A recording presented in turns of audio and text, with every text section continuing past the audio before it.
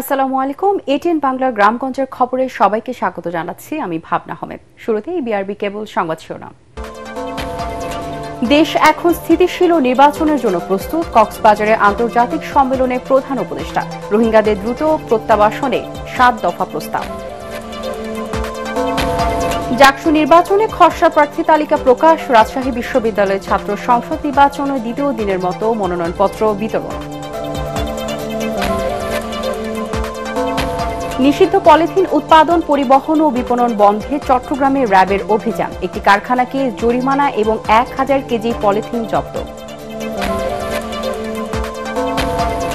এবং খুলনার ডুমুরিয়ার বিভিন্ন ইউনিয়নের রাস্তাঘাট, শিক্ষা প্রতিষ্ঠান ও ঘরবাড়িতে স্থায়ী জলাবদ্ধতা, অস্বাস্থ্যকর পরিবেশে চলছে শিক্ষার্থীদের পাঠদান। শুনছিলেন বিআরবি কেবল সংবাদ শিরোনাম, এবারে বিস্তারিত। দেশ এখন স্থিতিশীল ও নির্বাচনের জন্য প্রস্তুত বলে জানিয়েছেন প্রধান উপদেষ্টা ডক্টর মোহাম্মদ ইউনূস। কক্সবাজারে রোহিঙ্গা বিষয়ক আন্তর্জাতিক সেমিনারে একথা জানান তিনি। প্রধান উপদেষ্টা বলেন, গণ অভ্যুত্থানের 1 বছর পর দেশের আইন শৃঙ্খলা পরিস্থিতি নিয়ন্ত্রণে। নির্বাচনের মাধ্যমে অন্তর্বর্তী সরকার নির্বাচিত সরকারের কাছে ক্ষমতা হস্তান্তর করবে। রোহিঙ্গা সমস্যার স্থায়ী সমাধানে আন্তর্জাতিক সম্প্রদায়কে এগিয়ে আসার আহ্বান জানিয়ে ডক্টর ইউনূস বলেন, এটি শুধু বাংলাদেশের একার নয়, পুরো বিশ্বের দায় রয়েছে। আরো জানাচ্ছেন ইয়াসিন রানা। মিয়ানমার থেকে জোরপূর্বক বাস্তুচ্যুত হয়ে কক্সবাজারে আশ্রয় নেয়া রোহিঙ্গাদের নিরাপদ প্রত্যাবাসনে করণীয় নিয়ে অংশীজনদের সাথে সংলাপের আয়োজন করেছে সরকার। এতে 40টি দেশের প্রতিনিধিদের পাশাপাশি দেশের রাজনৈতিক দলগুলোর প্রতিনিধিও অংশ নিয়েছেন। দ্বিতীয় দিনে মূল বক্তব্যের শুরুতেই দেশের রাজনীতি ও আগামী নির্বাচন নিয়ে কথা বলেন প্রধান উপদেষ্টা। আবারও জানান, ফেব্রুয়ারিতেই জাতীয় নির্বাচন হবে। Now we are ready for another transition in our political history. We have announced the time for election, and the country has come to this stable enough and ready to have the election. So we announced the election in the first half of February 2026. Interim government will be replaced by an elected government. Doctor Yunus বলেন, রোহিঙ্গা সমস্যা শুধু বাংলাদেশের নয়, এটি আন্তর্জাতিক সংকট। এই সমস্যার পূর্ণাঙ্গ ও স্থায়ী সমাধানে সকলকে এগিয়ে আসতে হবে। It is not only the responsibility of Bangladesh, but also of the international community to share the burden of the Rohingya crisis, to reflect on the possible solutions and to play an active role in implementing them. এ সময় রোহিঙ্গা সমস্যার সমাধানে 7 দফা কর্মপরিকল্পনা তুলে ধরেন professor Yunus. Sustainable return to their homes in Rakhine as soon as possible. The time is for action right now. Undiminished contribution of donors and humanitarian partners is essential to ensure continuity of life-saving programs. We urge upon the Myanmar authorities as well as the Arakan army to ensure safety, security and livelihood of the Rohingyas, ensure justice and accountability, and put an end to the genocide and crimes against humanity. রোহিঙ্গারা বাংলাদেশের অর্থনৈতিক, প্রাকৃতিক সহ নানাভাবে ক্ষতিগ্রস্ত করছে জানিয়ে প্রধান উপদেষ্টা বলেন, মিয়ানমারকে অবশ্যই এর সমাধান করতে হবে। Rohingya crisis emanated from Myanmar. Yasin Rana, ATN Bangla. The solution also lies in Myanmar. দীর্ঘ 8 বছরেও আলোর মুখ দেখেনি রোহিঙ্গা প্রত্যাবাসন প্রক্রিয়া।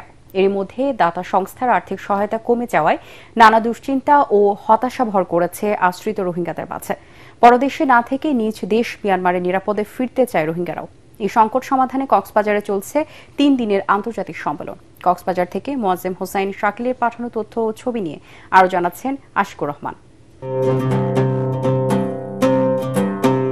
2017 সালের 25 আগস্ট মিয়ানমারের জান্তা বাহিনীর নির্যাতনে দলে দলে বাংলাদেশে অনুপ্রবেশ করে রোহিঙ্গা শরণার্থীরা। সাময়িকভাবে রোহিঙ্গাদের আশ্রয় দিলেও বিগত আওয়ামী লীগ সরকার 7 বছরে একজনকেও দেশে ফেরত পাঠাতে পারেনি। বরং নতুন করে একের পর এক ছোট বড় দলে বাংলাদেশে ঢুকেছে অনেক রোহিঙ্গা। বর্তমানে কক্সবাজারের উখিয়া ও টেকনাফে 33টি ক্যাম্পে অবস্থান করছে 13 লাখেরও বেশি রোহিঙ্গা।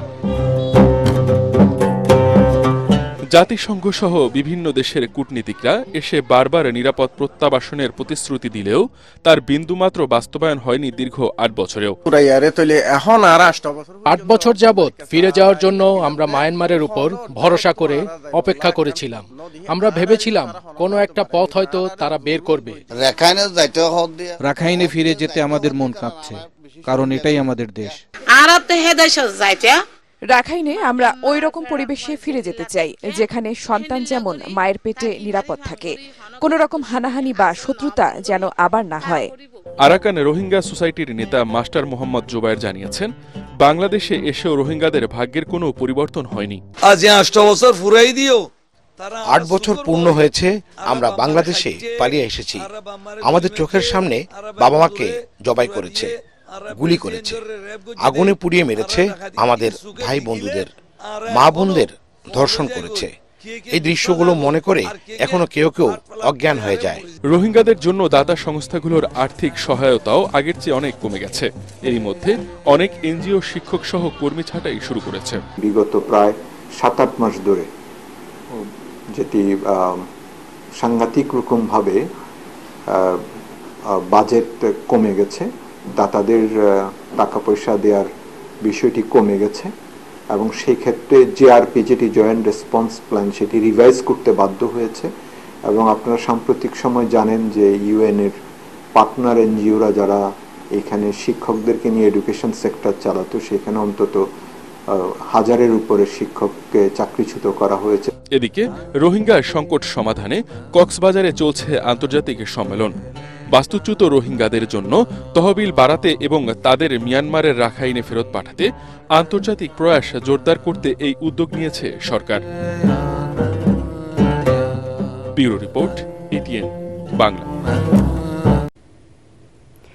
জাকসু নির্বাচনে খসড়া প্রার্থী তালিকা প্রকাশ করেছে নির্বাচন কমিশন। ২৯ আগস্ট প্রকাশ হবে চূড়ান্ত তালিকা।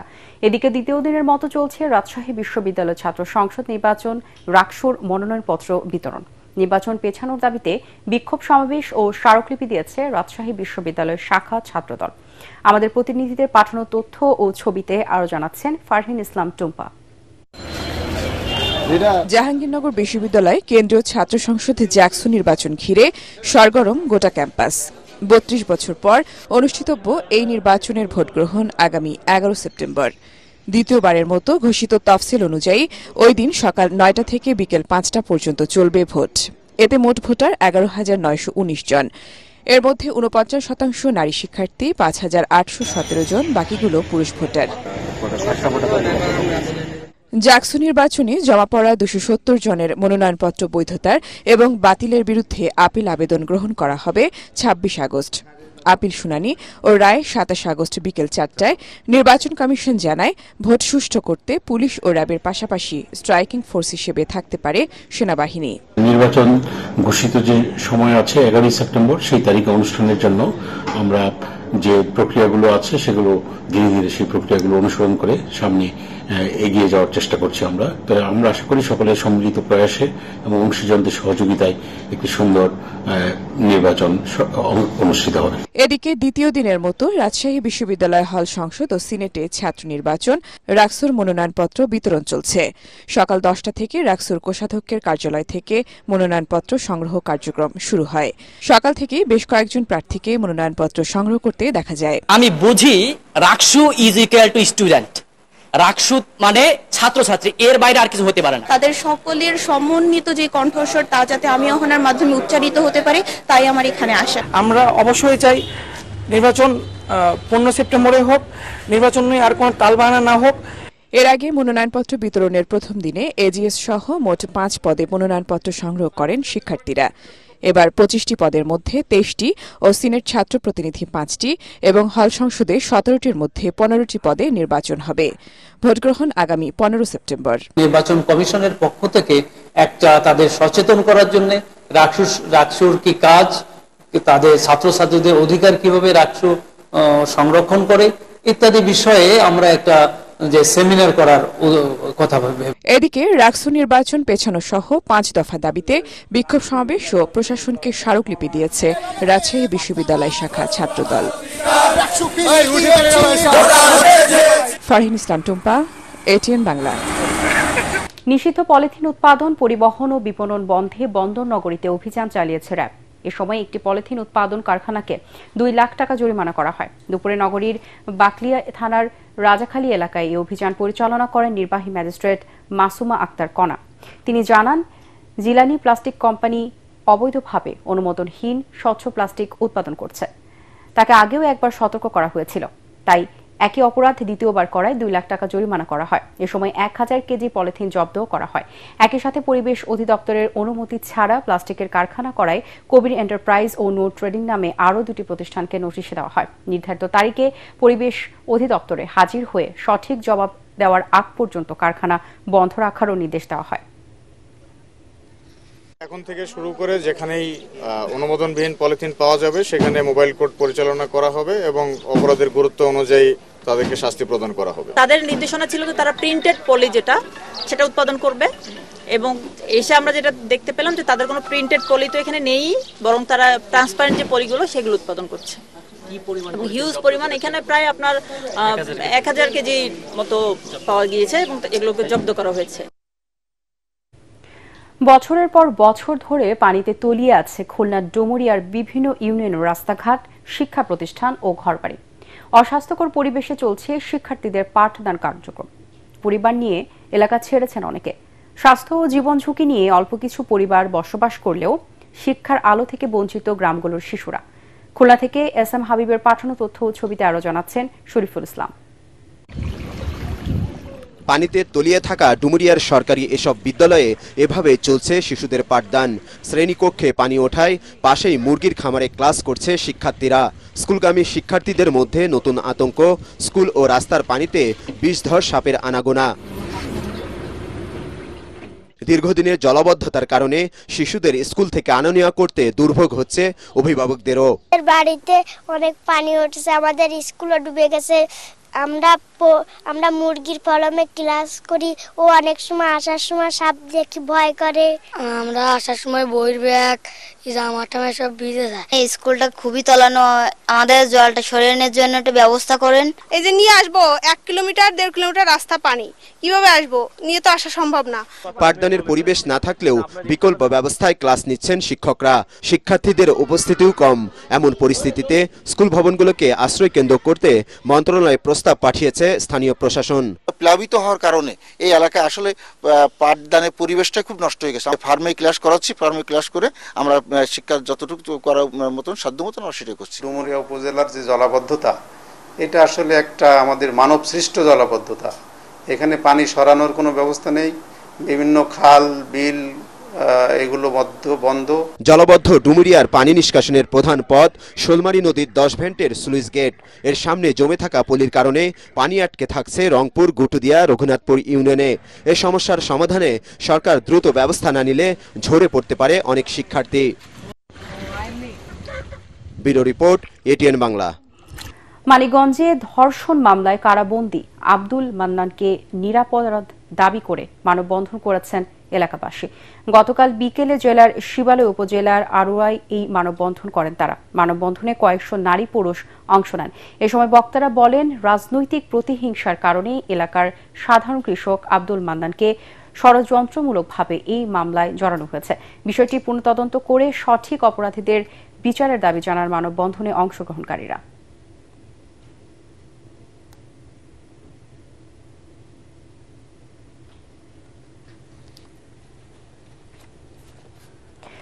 মাতৃদুগ্ধকে অগ্রাধিকার দিয়ে টেকসই সহায়ক ব্যবস্থা গড়ে তোলা, এ প্রতিপাদ্যে সারা দেশে পালিত হচ্ছে বিশ্ব মাতৃদুগ্ধ সপ্তাহ। মেহেরপুরে এ উপলক্ষে সদর হাসপাতাল থেকে র্যালি বের করা হয়। র্যালিটি হাসপাতাল সড়ক প্রদক্ষিণ শেষে সিভিল সার্জন কার্যালয়ের সামনে গিয়ে শেষ হয়।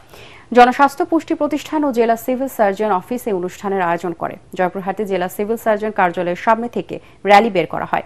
র্যালিটি শহরের বিভিন্ন সড়ক প্রদক্ষিণ করে আবারও সেখানে গিয়ে শেষ হয়। Civil surgeon doctor Al Mamun ও জয়পুরহাট জেনারেল হাসপাতালের তত্ত্বাবধায়ক ডাক্তার সর্দার রাশেদ মোবারক সহ স্বাস্থ্য বিভাগের কর্মকর্তারা র্যালিতে অংশ নেন। চুয়াডাঙ্গায় র্যালি ও আলোচনা সভার মধ্য দিয়ে বিশ্ব মাতৃদুগ্ধ সপ্তাহ পালিত হয়। আলোচনা সভায় বক্তারা মায়ের দুধ শিশুর ক্রমবিকাশে অত্যন্ত গুরুত্বপূর্ণ উল্লেখ করে তা পান করানোর ক্ষেত্রে সচেতনতা বৃদ্ধির পরামর্শ দেন। ময়মনসিংহের ভালুকায় মহাসড়কের পাশ থেকেও ভাসমান ও অবৈধ দোকান উচ্ছেদ করেছে উপজেলা প্রশাসন এবং সড়ক ও জনপদ বিভাগ। সকালে উপজেলার স্কয়ার মাস্টারবাড়ি এলাকায় এই অভিযান পরিচালিত হয়। এ সময় ঢাকা ময়মনসিংহ মহাসড়কের পাশের শতাধিক দোকান গুড়িয়ে দেওয়া হয়। মানুষ যাতে নির্বিঘ্নে চলাচল করতে পারে এবং সড়কে শৃঙ্খলা বজায় থাকে সেজন্য উচ্ছেদ অভিযান পরিচালনা করা হচ্ছে বলে জানিয়েছেন ভালুকা উপজেলা নির্বাহী কর্মকর্তা হাসান আব্দুল্লাহ আল মাহমুদ। মেহেরপুরের 3 উপজেলা থেকে 122টি হারানো মোবাইল ফোন ও নগদ 10,18,000 টাকা উদ্ধার করেছে পুলিশের সাইবার ক্রাইম ইনভেস্টিগেশন সেল। দুপুরে পুলিশ সুপার কার্যালয়ে ভুক্তভোগীদের হাতে এসব মুঠোফোন ও নগদ টাকা হস্তান্তর করেন পুলিশ সুপার মাকসুদা আক্তার খানম। অতিরিক্ত পুলিশ সুপার জামিনুর রহমান খান, অতিরিক্ত পুলিশ সুপার আব্দুল করিম ও ডিবির ওসি গোপাল কুমার সহ সাইবার ক্রাইম ইনভেস্টিগেশন সেলের সদস্যরা এই সময় উপস্থিত ছিলেন।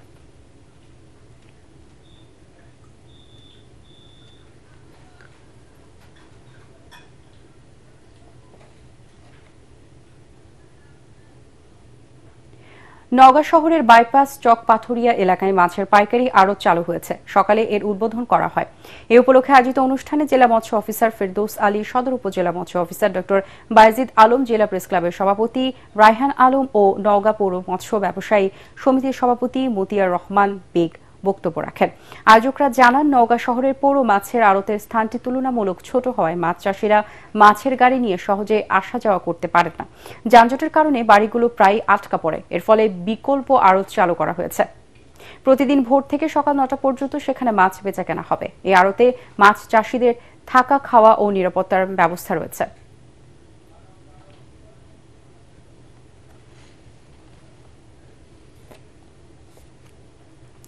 একটি ঘোষণা।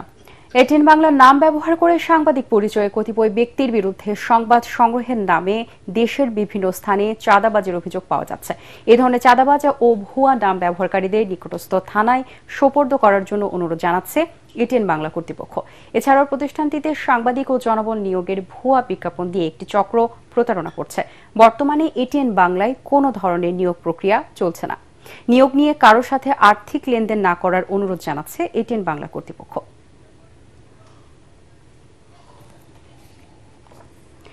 দর্শক, পরবর্তী সংবাদ দেখার আমন্ত্রণ জানিয়ে এখনকার মতো শেষ করছি। এটিএন বাংলার সংবাদ ইউটিউবে দেখতে ব্রাউজ করুন youtube/ATN Bangla News। ধন্যবাদ সবাইকে।